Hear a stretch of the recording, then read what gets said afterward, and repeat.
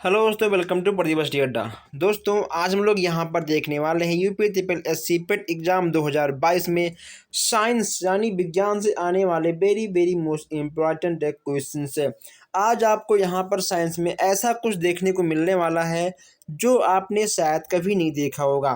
दोस्तों, यहाँ पर हम एक एक प्रश्नों को छांट कर आपके पास लाए हैं। अब तक जितने प्रश्न साइंस से आपके एग्जाम में आए हुए थे, पेट के एग्जाम में, हर एक एक प्रश्न को हमने यहाँ पर छांट लिया है। ठीक है, आप लोग क्वेश्चंस के नंबरिंग पर, ठीक है, कभी भी ध्यान मत दीजिएगा। बस केवल आपको क्वेश्चंस पर ध्यान देना है। ठीक है, क्योंकि जो जो आज हम यहाँ पर जो क्वेश्चंस आपको देने वाले हैं, कहीं ना कहीं वो सब क्वेश्चंस छाटे हुए हैं। दोस्तों, यह ठीक है, आपका छोटा पैकेट बड़ा धमाका वाला क्लास स्टार्ट हो चुका है।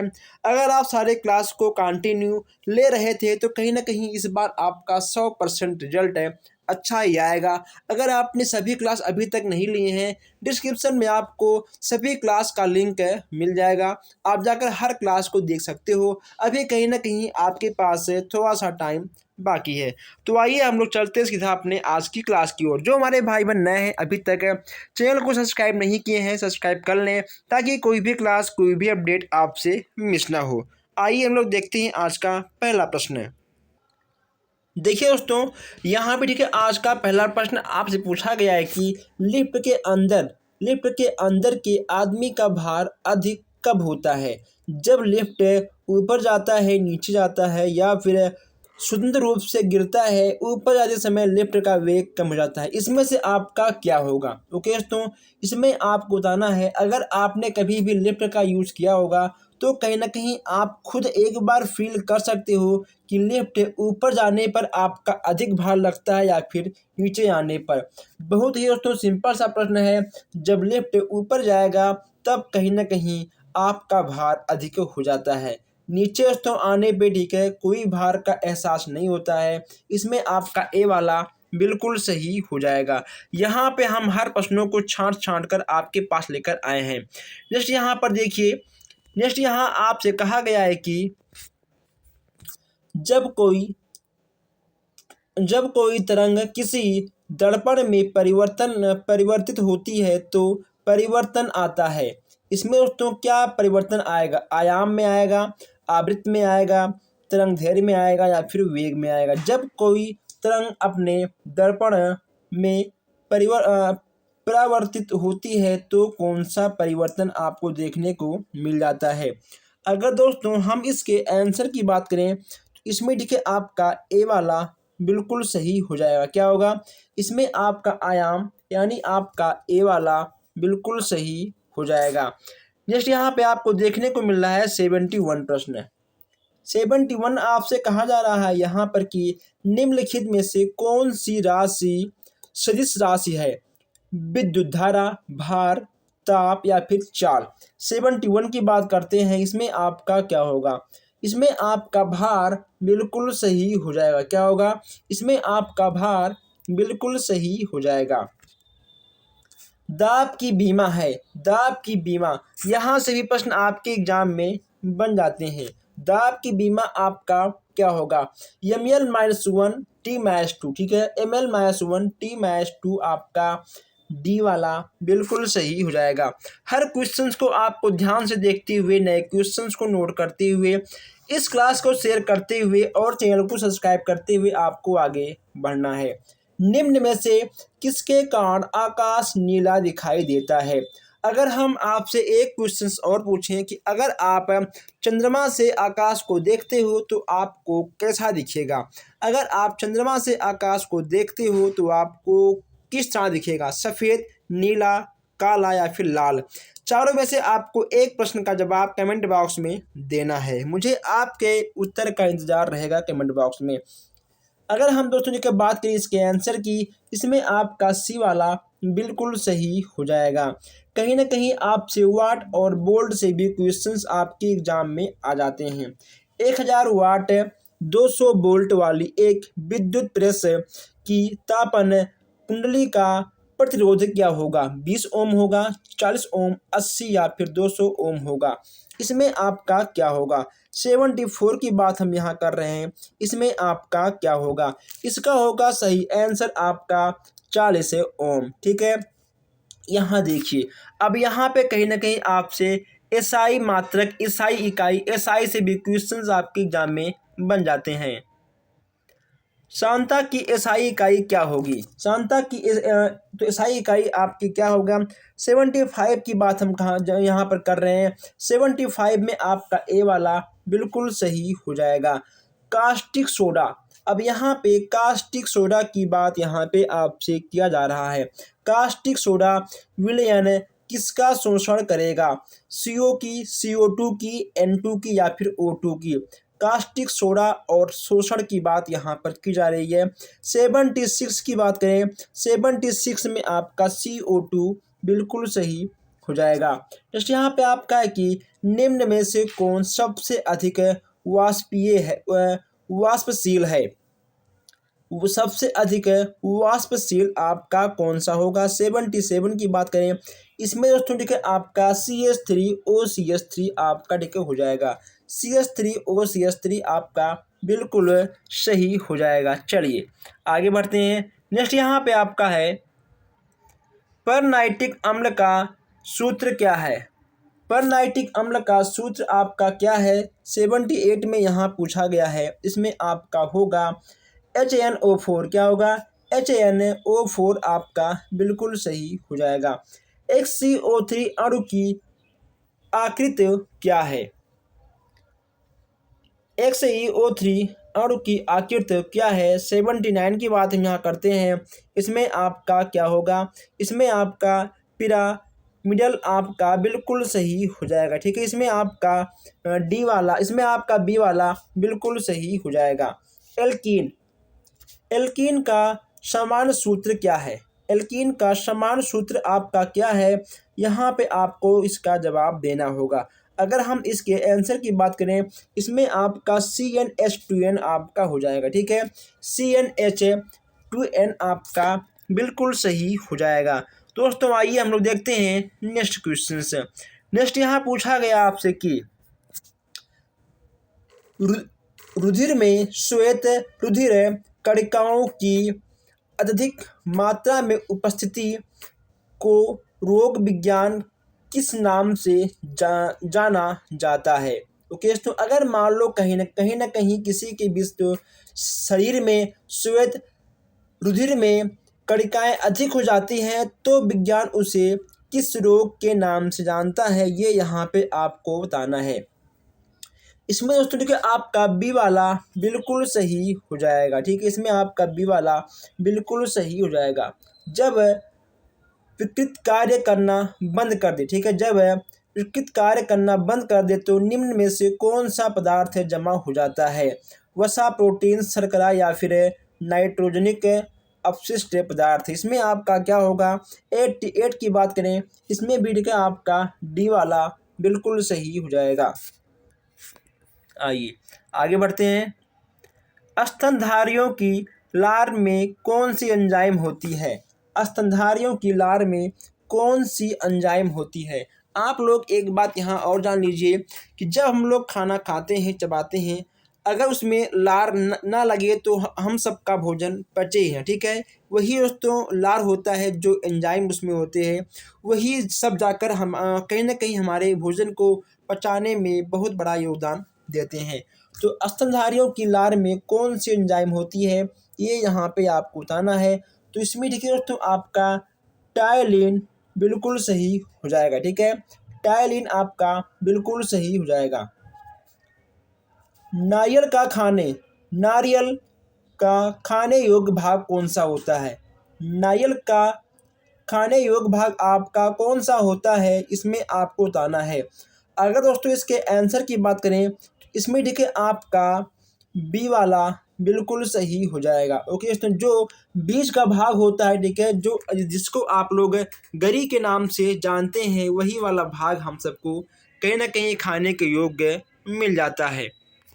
आइए आगे बढ़ते हैं। नेक्स्ट यहाँ पूछा गया आपसे कि निम्न के साथ मिलने से एजोला एक अच्छा उर्वरक होता है। एजोला एक अच्छा उर्वरक होता है। 91 की बात यहाँ कर रहे हैं। इसमें आपका नील हरित शैवाल बिल्कुल सही हो जाएगा, ठीक है। इसमें आपका ए वाला बिल्कुल सही हो जाएगा। नेक्स्ट यहाँ पे आपका है कि लिम्फोसाइट्स रक्षा करती है। लिम्फोसाइट्स रक्षा करती है किससे? 92 की बात करें, इसमें आपका रोगाणुओं से, किससे दोस्तों? रोगाणुओं से रक्षा करती है। आपका ए वाला बिल्कुल सही हो जाएगा। चलिए आगे बढ़ते हैं। नेक्स्ट यहाँ पे आपसे पूछा गया है, फेरोमोन से पाए जाते हैं। फेरोमोन से कहाँ पाए जाते हैं ये यहाँ पे आपको बताना है। कीटों में, सांपों में, पक्षियों में या फिर चमगादड़ों में फेरोमोन से पाए जाते हैं। 93 की बात करते हैं। यह आपका कीटों में पाए जाते हैं। कीटों आपका बिल्कुल सही हो जाएगा। अपहरण का प्रयोग किस कार्य को पूरा करने के लिए किया जाता है?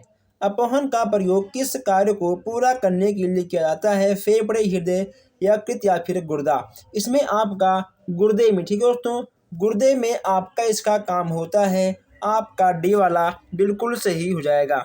नेक्स्ट यहाँ पे देखिए पूछा गया आपसे कि लंबे समय तक कठोर शरीर कार्य के पश्चात मांसपेशियों में थकान अनुभव होने का कारण क्या है? जब हम लोग लंबे समय तक कोई कठोर काम या फिर कोई कठिन काम, कोई बड़ा काम करते हैं तो कहीं ना कहीं हमारे मांसपेशियों में थकान का अनुभव होता है। इसका क्या कारण है? 95 की बात करते हैं। इसमें तो आपका क्या होगा? देखिए इसमें आपका लैक्टिक अम्ल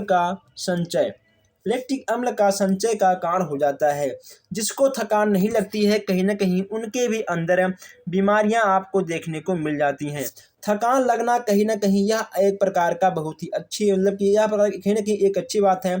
थकान लगना भी चाहिए, तभी आपके शरीर को आराम मिलेगा। अगर आपको थकान का महसूस नहीं होगा, अगर आप लगातार कंटिन्यू काम करते रहोगे तो कहीं ना कहीं आगे चलकर यह एक बहुत बड़ी बीमारी का रूप रख सकता है। नेक्स्ट यहाँ पे आपका कि प्रतिजैविक जीवाणु जनित रोगों पर प्रभाव नहीं दिखती। क्योंकि जीवाणुओं में अपना प्रोटीन संश्लेषण तंत्र नहीं होता है। यही इसका कारण आपको देखने को यहाँ पर मिल जाता है 96 में। मानव शरीर में पुच्छ कौन सी रचना में संलग्न होता है? इसमें आपका क्या होगा? इसमें आपका ए वाला बिल्कुल सही हो जाएगा, ठीक है दोस्तों। इसमें आपका ए वाला बिल्कुल सही हो जाएगा। निम्नलिखित में से किस विटामिन को कोबाल्ट होता है? किस विटामिन में कोबाल्ट होता है ये यहाँ पे आपको बताना है। Vitamin B6, vitamin B2, vitamin B1, vitamin B12। Cobalt किस विटामिन में होता है ये यहाँ पे आपको बताना है 98 में। अगर हम इसके आंसर की बात करें, इसमें आपका विटामिन B2 बिल्कुल सही हो जाएगा, ठीक है। विटामिन B2 आपका बिल्कुल सही हो जाएगा। मछलियों में यकृत तेल की किसकी प्रचुरता होती है? विटामिन डी, ठीक है। विटामिन डी आपका बिल्कुल सही हो जाएगा। विटामिन डी मछलियों के तेल में आपको मिल जाएगा, ठीक है। विटामिन डी आपको कहाँ मिलेगा? मछलियों के तेल में आपको विटामिन डी देखने को मिल जाएगा। अब यहाँ पर देखिए, यहाँ पे आज पूछा गया कि हीमोफीलिया एक आनुवांशिक रोग है जिसका वहन, हीमोफीलिया की बात यहाँ पे की जा रही है। हीमोफीलिया एक आनुवांशिक रोग है या दोस्तों स्त्रियां, ठीक है, स्त्रियां करती हैं और जो प्रकट पुरुषों, ठीक है, पुरुषों में होता है। यह आपका एक आनुवांशिक रोग के अंतर्गत आएगा। डी वाला आपका, इसमें बी वाला बिल्कुल सही हो जाएगा। आइए हम लोग दोस्तों यहाँ पे कुछ और सॉल्व पेपर से क्वेश्चंस लेते हैं। यहाँ पर देखिए, यहाँ पे आपको कुछ सॉल्व पेपर से भी क्वेश्चन देखने को मिल जाएंगे। यहाँ पूछा गया है कि आवर्त तालिका में जिस तत्व का परमाणु क्रमांक 6 होता है वह किस समूह में आएगा? ठीक है दोस्तों, वह किस समूह में आएगा? वह आपका ए वाला बिल्कुल सही हो जाएगा, ठीक है। अगर आपको पूरा विस्तार देखना है यहाँ पर देखिए, ठीक है, आपको पूरा विस्तार पूर्वक मिल जाएगा, आप इसको भी रीड कर सकते हो। तेलों के हाइड्रोजनीकरण में प्रयुक्त होने वाला उत्प्रेरक कौन सा है? इसमें दोस्तों आपका क्या होगा, देखिए इसमें आपका Na बिल्कुल सही हो जाएगा। Na यहाँ पे आपको देखने को मिल जाएगा। 0 सेल्सियस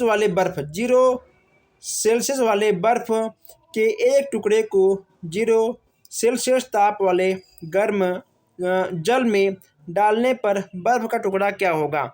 पिघलेगा, नहीं पिघलेगा, कुछ भी नहीं होगा। इसमें आपका क्या होगा दोस्तों, इसमें देखिए नहीं पिघलेगा, ठीक है। अगर 0 बर्फ वाले एक टुकड़े को 0 सेल्सियस ताप वाले जल में डालने पर दोस्तों बर्फ का टुकड़ा ठीक है, बर्फ का टुकड़ा आपका नहीं पिघलेगा, ठीक है। इसमें आपका बी वाला बिल्कुल सही हो जाएगा। चलिए आगे वाले हम लोग आगे बढ़ते हैं। नेक्स्ट पूछा गया आपसे कि किसी मनुष्य के चश्मे की शक्ति +2 डायोप्टर है उसकी दृष्टि में दोष कौन सा है? निकट दृष्टि दोष है, दूर दृष्टि दोष है, जरा दोष, या फिर इसमें आपका क्या होगा? इसमें दोस्तों अगर हम आंसर की बात करें, इसमें देखिए आपका दूर दृष्टि दोष हो जाएगा, ठीक है। इसमें आपका दूर आपका हो जाएगा। यहाँ पे आपका कि एक ही ताप व दाब पर ध्वनि की चाल सबसे अधिक होती है। एक ही ताप व दाब पर ध्वनि की चाल सबसे अधिक होती है नाइट्रोजन में, हाइड्रोजन में, ऑक्सीजन या फिर कार्बन डाइऑक्साइड में। यहाँ देखिए, ठीक है, यहाँ पे आपको देखने को मिल रहा है, यह आपका नाइट्रोजन में हो जाएगा। आइए हम लोग आगे बढ़ते हैं। नेक्स्ट यहाँ पे आपका है कि जीव द्रव्य में कार्बोहाइड्रेट का कार्य कौन सा होता है? कौन सा कार्य होता है? ऊर्जा प्रदान करना, ठीक है। आपका इसमें बी वाला बिल्कुल सही हो जाएगा। दोस्तों नेक्स्ट यहाँ पे आपका है 91 हाइड्रा के अंडाशय के कितनी अंडाणु बनते हैं? 2, 4, 1 या फिर 3? इसमें आपका 1 है, बिल्कुल सही हो जाएगा। सजीवों की समस्त क्रियाओं को निम्न 2 भागों में बांटा जा सकता है। इसमें आपका क्या होगा? देखिए दोस्तों यहाँ पे आपको आंसर देकर देखने को मिल रहा है, इसमें आपका डी वाला बिल्कुल सही हो जाएगा। मैं यहाँ पे बता दूं कि अब जो क्लास आपको साइंस का मिलेगा, सभी क्लास आपको अनसॉल्व पेपर से ही मिलेंगी, ठीक है। अब आपको सॉल्व पेपर से क्लास नहीं मिलेगा, अनसॉल्व ही आपको देखने को मिलेगा। माइकोराइजा, ठीक है, माइकोराइजा का संबंध किससे होता है? इसमें दोस्तों आपका उच्चतर पादप और कवक का होता है, ठीक है। इसमें आपका सी वाला बिल्कुल सही हो जाएगा। आइए आगे बढ़ते हैं। रिसर पाइन प्राप्त होती है, किससे प्राप्त होती है? यहाँ पे ये आपको बताना है। यह आपका होगा सर्प गंधा से, ठीक है। आपका सर्प गंधा आपका बिल्कुल सही हो जाएगा। नेक्स्ट यहाँ पे आपका कि वे पौधे जिनमें पुष्प जीव चक्र में एक बार खिलती हैं वे आपके कौन सी कहलाएंगी? इसमें दोस्तों आपका ए वाला बिल्कुल सही हो जाएगा। आइए हम लोग आगे बढ़ते हैं, कुछ प्रश्न और हैं, जल्दी से इसको भी हम लोग कवर करते हैं, ख़त्म करते हैं और आगे बढ़ते हैं। पौधों को ताप के आधार पर 4 वर्गों में बांटने वाले वैज्ञानिक कौन हैं? पौधों को ताप के आधार पर, ठीक है, तो ताप के आधार पर 4 वर्गों में बांटने वाले वैज्ञानिक कौन है? इसमें आपका सी वाला बिल्कुल सही होगा, डाउन कियन। वृक्षों पर पाया जाने वाला मेढक है, वृक्षों पर पाया जाने वाला मेढक आपका कौन सा है? हाइला। विटामिन डी की कमी से कौन सा रोग यहाँ पे आपको देखने को मिलेगा? इसमें आपका दोस्तों सूखा रोग, ठीक है, देखने को मिल जाएगा। अगर किसी भी बच्चे को विटामिन डी की कमी है, कहीं ना कहीं वह आपका सूखा रोग देखने को मिल जाएगा। अक्सर ये बच्चे में आपको देखने को मिल जाते हैं, बड़ों में नहीं मिलते हैं। कोशिका सिद्धांत किसने प्रस्तुत किया? कोशिका सिद्धांत किसने प्रस्तुत किया था? इसमें आपका होगा रॉबर्ट हुक। कौन सा था आपका? आपके रॉबर्ट हुक जी ने कोशिका के सिद्धांत का प्रतिपादन किया था, आप ऐसा ही भी बोल सकते हो। यहाँ पे आपका नेक्स्ट प्रश्न है कि सर्वदाता कौन सा, ठीक है दोस्तों। सर्वदाता इसमें आपका कौन सा वर्ग है? इसमें ठीक है आपका ओ होगा। ओ तो ठीक है, तो ओ आपको हर ओ ए को, बी को, ए बी को अपना ब्लड दे सकता है, लेकिन ओ केवल ओ से ही अपना ब्लड, ठीक है, ले पाएगा। ओ सबको दे सकता है लेकिन सबसे रुधिर नहीं ले पाएगा, ठीक है दोस्तों। यहाँ पर रुधिर की बात की जा रही थी, सबसे सबको देगा लेकिन सबसे ले नहीं पाएगा। दोस्तों अभी यहाँ पर आपके बहुत सारे प्रश्न हैं, क्लास अधिक लंबा ना हो इसके लिए मैं यहाँ पे क्लास को रोक रहा हूँ, और हम नेक्स्ट क्लास में नेक्स्ट प्रश्नों के साथ आते हैं और फिर हम आपसे मिलते हैं।